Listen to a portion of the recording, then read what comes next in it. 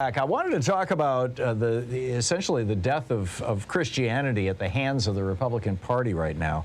This is pretty remarkable. NPR did this story this morning, following up on some very good reporting and research that's been done. Becky Sullivan writing over on the NPR website. Two dramatic trends that for years have defined the shifting landscape of religion in America: a shrinking white Christian minority alongside the rise of religiously unaffiliated Americans. And these numbers have largely stabilized.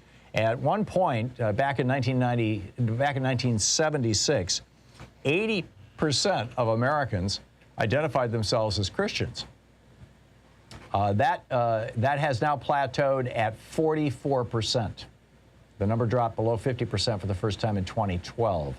They've largely been replaced by Americans who don't list any religious affiliation. That group has tripled since the 1990s. Robert Jones, who is the author of White Too Long, The Legacy of White Supremacy in American Christianity, points out that he's talking about the religious right that came along with the Republicans in 1980.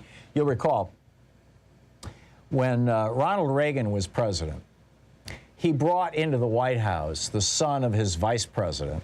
His vice president, of course, was George Herbert Walker Bush. He brought George W. Bush into the White House to act as a liaison between him. Say what? Oh, to act as a liaison between himself and the fundamentalist Christian community, the evangelical Christian community. And this is when the Republican Party really made an aggressive effort to essentially convert Christianity into a political arm.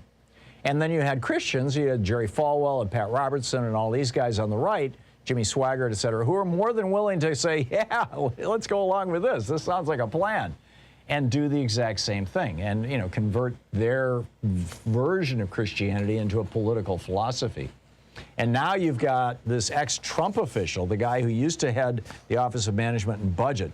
His name is Russ Vought, and he has put together an organization. It's called the Center for Renewing America, that is pushing bans to outlaw the teaching of racism in our schools, and he's calling it Christianity.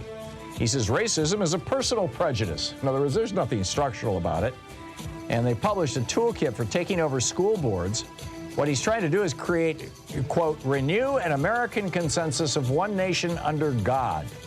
He says critical race theory is aimed at destroying Christianity, free markets, and traditional marriage while portraying straight white people as oppressors.